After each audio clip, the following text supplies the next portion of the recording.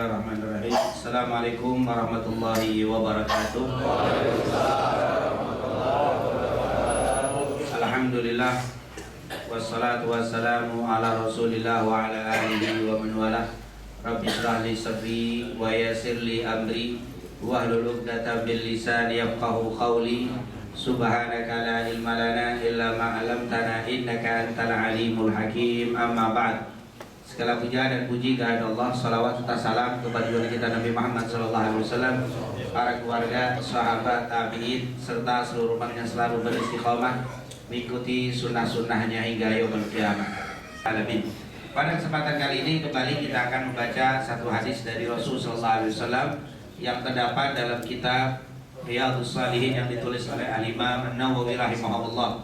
Yang alhamdulillah kita sudah masuk di bab yang baru, yaitu bab al-wasiyah khairan lin nisa, kalau tidak salah, bab tentang wasiat untuk berbuat baik kepada wanita. Pada pertemuan yang lalu sudah kita baca satu hadis masih berkaitan dengan bab berwasiat berbuat baik kepada wanita, di kalau nggak salah di gambar terakhir itu berkaitan dengan kita baca hadis itu.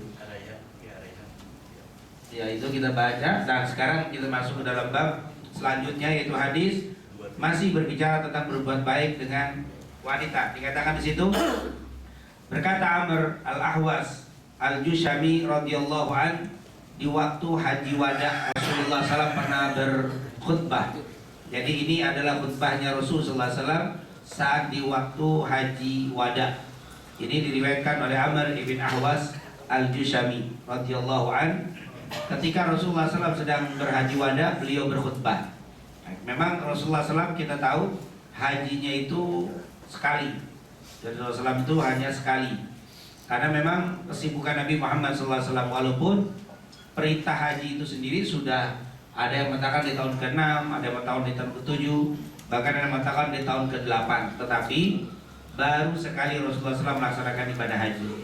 Kenapa? Ya karena kesibukan Rasulullah SAW sebagai kepala negara saat itu. Yang berangkat waktu turun perintah haji, Rasulullah tidak berangkat, tapi Abu Bakar berangkat. Radhiyallahu anhu memimpin kaum muslimin. Jadi Abu Bakar pernah memimpin kaum muslimin berangkat haji. Tapi Rasulullah menjaga Madinah. Rasulullah mengatur kota Madinah. Karena sekali lagi beliau ini adalah seorang kepala negara, apalagi Madinah waktu itu baru. Negara itu baru dibentuk oleh Rasulullah SAW. Oleh karena itu Nabi tidak sempat melaksanakan ibadah haji, kesibukan mengurus negara, sehingga dalam hidupnya hanya sekali Rasulullah berhaji. Makanya haji terakhir Rasul, dan itu pun setelah haji 83 hari kemudian Rasulullah meninggal dunia. Makanya disebut dengan haji wada. Haji wada itu haji perpisahan. Wada artinya perpisahan. Bukan berarti orang yang berhaji lebih dari sekali bid'ah. Kenapa? Karena bertentangan dengan Rasulullah SAW. Rasulullah itu hanya apa? Sekali. Berarti kalau antum 2 kali, 3 kali haji berarti apa? Bid'ah, nggak sesuai dengan Rasulullah SAW. Maka kadang-kadang ada orang yang bid'ah itu segala sesuatu yang nggak dilakukan Nabi. Gimana? Di lobi, muter-muter, tapi membid'ahkan tawaf apa? Umrah yang kedua itu nggak pernah dilakukan Nabi. Nabi kalau sekali jalan 1 umrah. Iya, sekali jalan umrah sekali Rasul. Karena keperluannya apa? Jangankan Rasul, ulama kalau sudah datang, ulama nasional internasional datang ke Saudi umrah sekali. Yang kedua, hari kedua, ketiga itu bukan diem. Ulama, orang-orang pada kumpul berbagai macam apa? Permasalahan itu lebih penting. Jadi berbeda ya.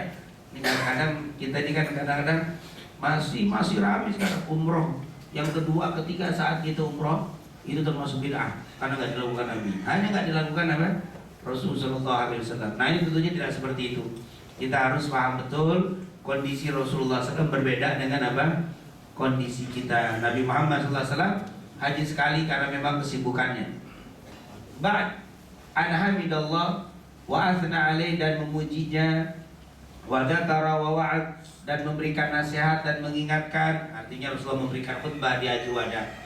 Nah, di antara khutbahnya itu summa qala, kemudian Rasulullah SAW bersabda, ala wastausu bin nisa'i khaira. Kata Rasulullah SAW, ala ingatlah wastausu, dan berwasiatlah engkau kalian semua apa khairan bin nisa, kepada wanita, tentang wanita khairan, kebaikan. Artinya awas kata Rasulullah, hendaklah kalian berhati-hati, hendaklah kalian berbuat baik kepada apa? Wanita. Wanita di sini maksudnya adalah istrinya, kemudian putrinya. Ini yang diingatkan oleh Rasulullah Sallallahu Alaihi Wasallam. Oleh karena itu, kalau bicara tentang bersyukur dengan adanya Nabi, sebenarnya wanita itu harus lebih bersyukurnya kepada Rasul Sallallahu Alaihi Wasallam, berterima kasihnya kepada Nabi Muhammad Sallallahu Alaihi Wasallam, karena memang dialah yang mengangkat derajat apa? Kaum wanita. Dikatakan berbuat baiklah kalian kepada wanita. Fa inna hunna awadin an indakum, atau andakum indakum. Laisa tamlikuna minhunna syai'an ghaira dzalik. Fa inna hunna, karena mereka sebenarnya yaitu para wanita itu awanin indakum, yaitu adalah seperti tawanan di sisi kalian. Laisa tamlikuna minhunna syai'an ghaira dzalik. Mereka tidak memiliki apa-apa. Artinya dia nggak bisa punya kekuatan apa-apa perempuan. Kalau dia sudah jadi istri kita, dia nggak bisa apa-apa. Kita bilang jangan keluar, nggak keluar nih. Jangan, semua nggak boleh. Hatta ibunya sakit, kata suaminya, Pak, suami istri bilang, Pak, saya pengen jenguk ibu saya sakit, jangan. Maka nggak boleh. Si perempuan itu nggak boleh pergi jenguk apa? Jenguk ibunya. Walaupun ibunya sakar, mau mati, kita nggak boleh. Hanya kan dalam hadis, apabila ada seorang pemuda yang punya akhlak, minta putrimu berikan. Kenapa? Kalau punya akhlak itu nggak mungkin dia kenapa?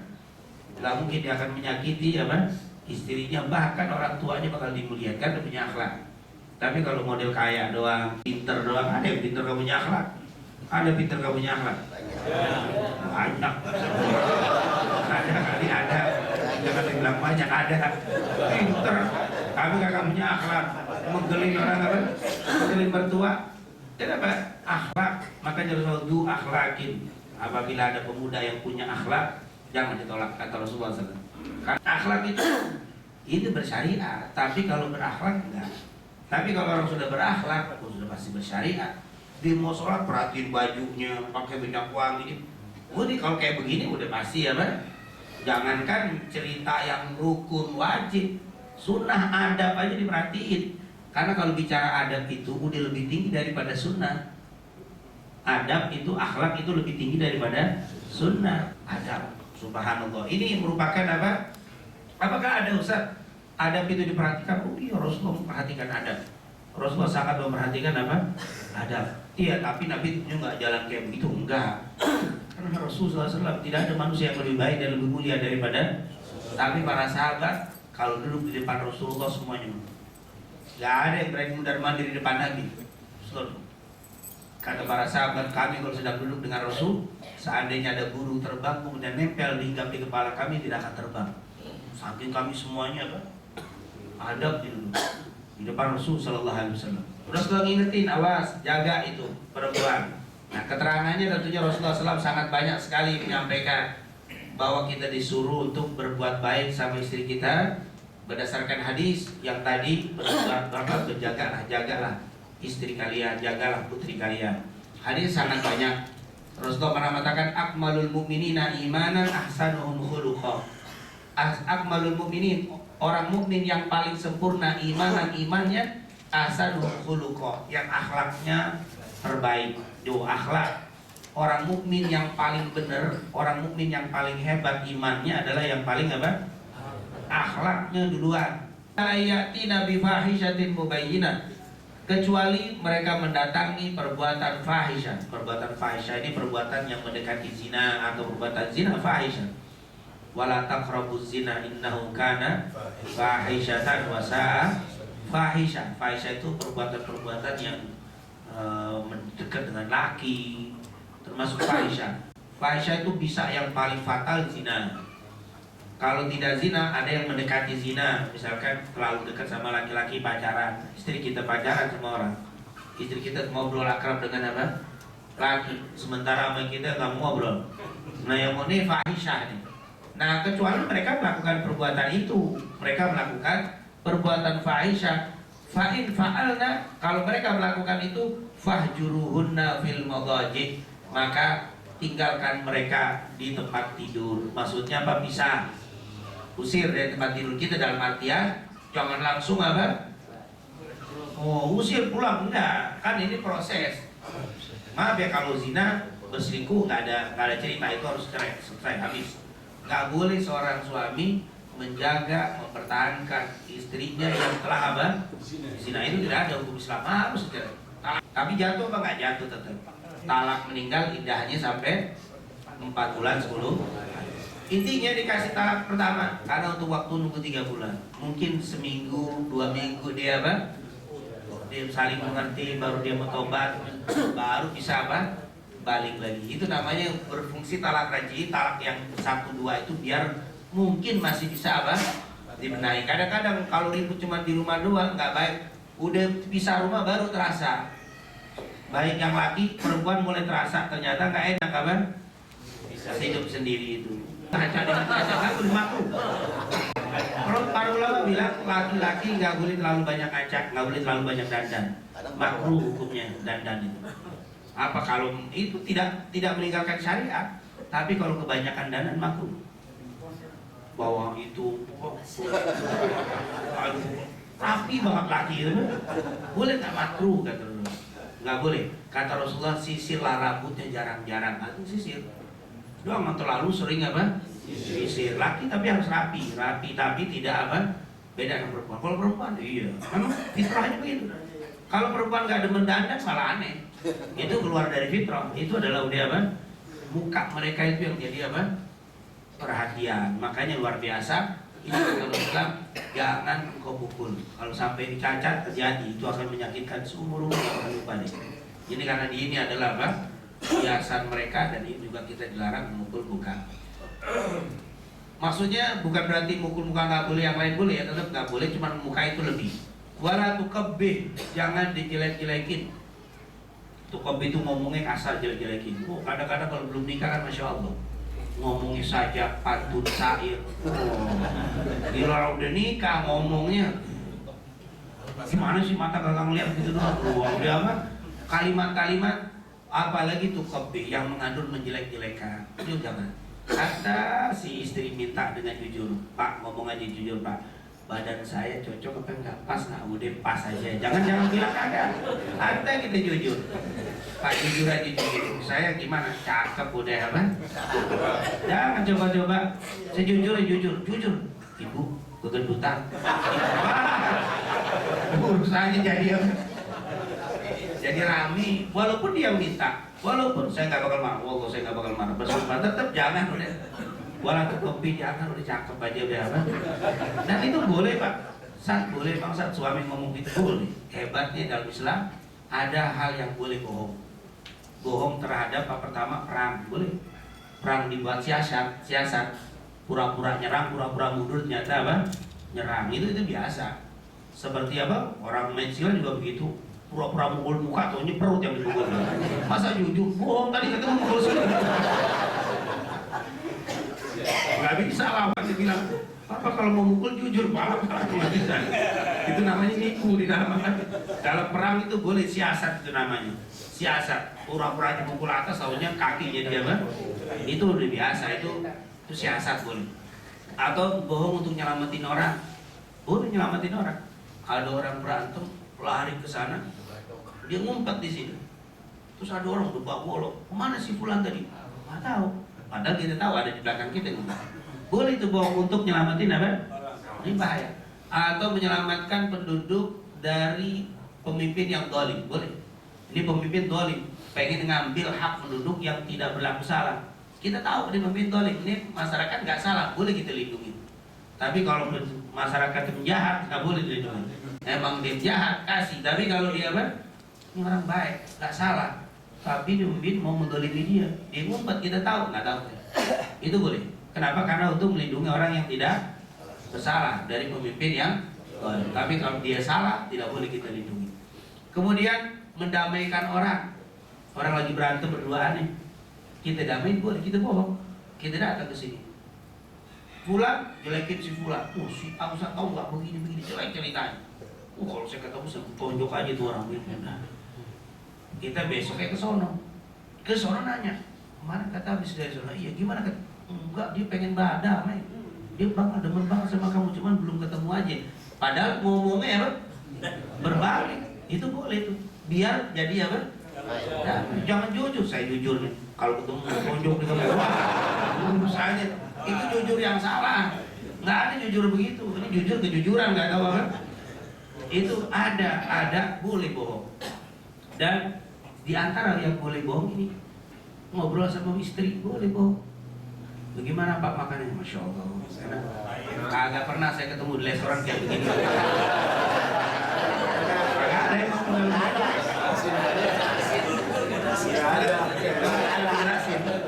artinya subhanallah boleh jadi istri kira. Maaf, berhubungan. Bagaimana Pak? Itu boleh begitu. Sama ini enggak. Padahal mukanya begitu, Masya Allah. Udah cukup, bagus.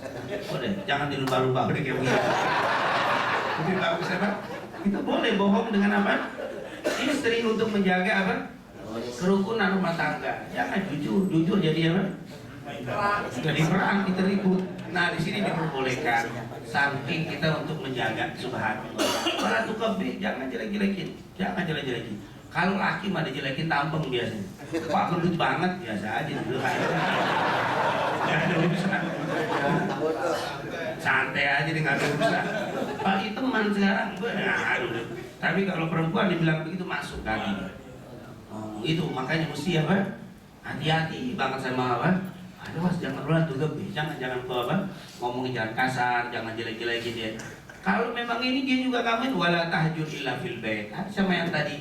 Jangan engkau mengusir kecuali di tempat tidur doang. Di sini jangan mengusir keluar dari rumah. Kalau ribut udah jangan dibawa keluar. Wala tahjur illa fil bait. Jangan kalau ribut cukup di rumah aja. Jangan dibawa-bawa apa? Dikit-dikit diusir. Orang pada tahu semuanya. Jadi kalau bisa orang luar tuh tangga paling dekat nggak tahu kondisi apa rumah kita. Hatta orang tua nih mertua jangan ada yang tahu. Jangan bawa keluar itu berita apa ribut kita dalam rumah. Dia nggak bagus jangan. Bahkan kata ulama sampai terjadi cerai pun nggak usah disebar keburukannya. Kenapa ada cerai? Karena itu begini-begini kan pun. Itu tidak boleh. Apalagi masuk media. Itu ada. Kongres sih dibikin. Kenapa saya cerai? Karena dia begini-begini. Itu nggak boleh. Semua diceritain. Subhanallah. Itu hati-hati. Itu haram. Itu tidak boleh. Bahkan sering kita dengar ada ulama waktu itu diproses cerai. Waktu cerai datang ditanya sama hakim. Bagaimana? Kenapa Anda cerai? Ya saya mau cerai aja. Nggak bisa. Kamu harus menyebutkan kejelekan istrimu. Kenapa kamu harus cerai? Hah? Saya harus menyebutkan kejelekan istrimu? Ya. Nggak jadi cerai saya. Sampai nggak mau apa? Buka aibnya istri. Saya nggak mau cerai. Sampai kayak begitu. Subhanallah. Ini luar biasa apa? Saking menjaga apa? Ini cerai kagak cerita semua tahu. Yang lebih parah bikin ini status. Wah. Istri lagi ngambek diceritain status. Semua tahu ternyata dia lagi istri lagi ngambek. Istri pada subhanallah. Sering kita lihat bagaimana rumah tangga jadi apa? Terbuka. Padahal kata Rasulullah hati-hati jangan kebawa keluar dari apa? Rumahmu kesalahan, kekurangan itu cukup apa? Fil bait, cukup di rumah. Dan ternyata kata para ulama kalau kita kesalahan cuma di rumah itu baiknya gampang. Tapi kalau kita sudah keluar, nah nanti kita luar dapat berita, dapat install lagi dari orang dan akhirnya jadi apa? Jadi besar. Subhanallah, ini perintah Rasulullah Sallallahu Alaihi. Fa'in ata'nakum falatabghu alaihin nasabila. Ini mas satu hadis panjang. Kalau mereka taat sama kamu, falatabghu alaihin nasabila. Jangan dicari-cari jalan. Kalau udah dia taubat, kan tadi salah tuh.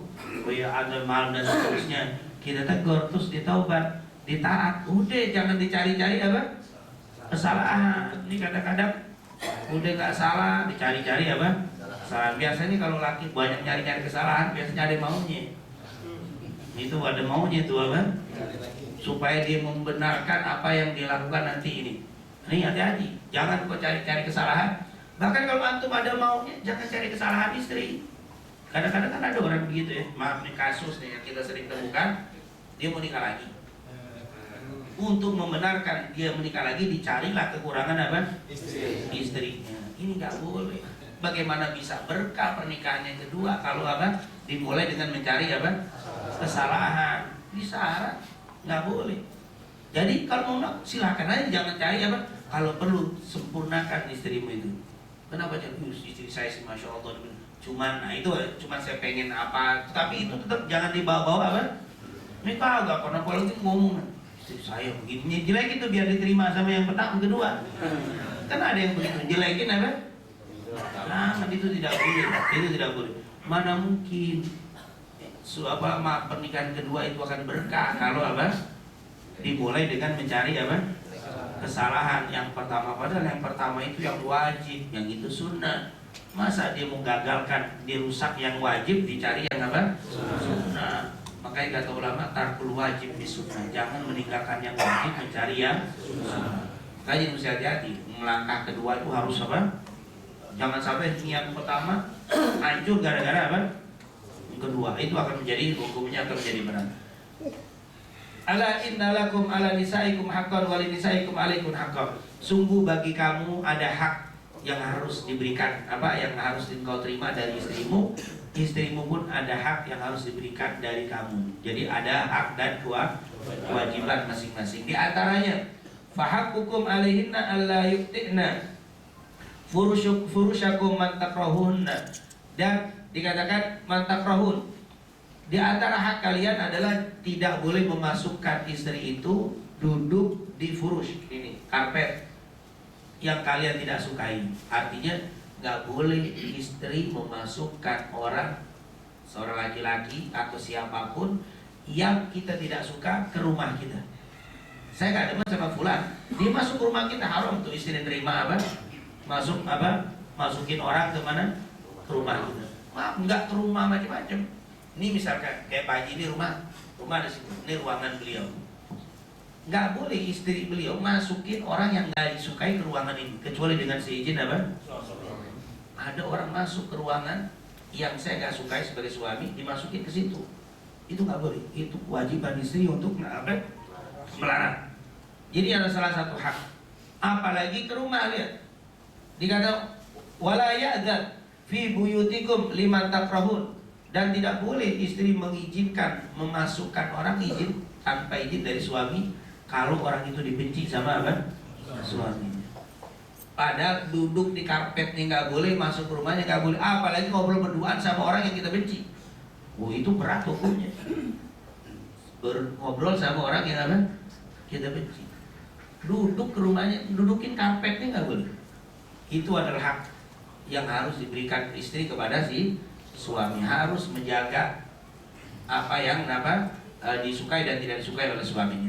Dan yang terakhir, ala wa hukmuhun, tahukah kalian apa hak mereka atas kita? Antuhsinu ilaihinna fi kiswatihinna wa ta'amihinna. Hendaklah kewajiban kita sebagai suami memberikan pakaian dan makanan yang apa? Baik. Adik baik tidak memberikan apa? Jadi timbal balik ada kewajiban dan ada hak. Maka di sini harus diperhatikan, kita berikan kewajiban kita terhadap mereka, mereka harus memberikan apa? Kewajiban terhadap. Kalau melanggar, maka hukumlah mulai dengan memisahkan apa? Tempat tidur, tidak menimbulkan bekas. Kalau nggak bisa juga, baru ambil pihak ketiga, ulama, orang yang disegani di antara dua orang tadi untuk menyelesaikan. Kalau nggak bisa juga, baru apa?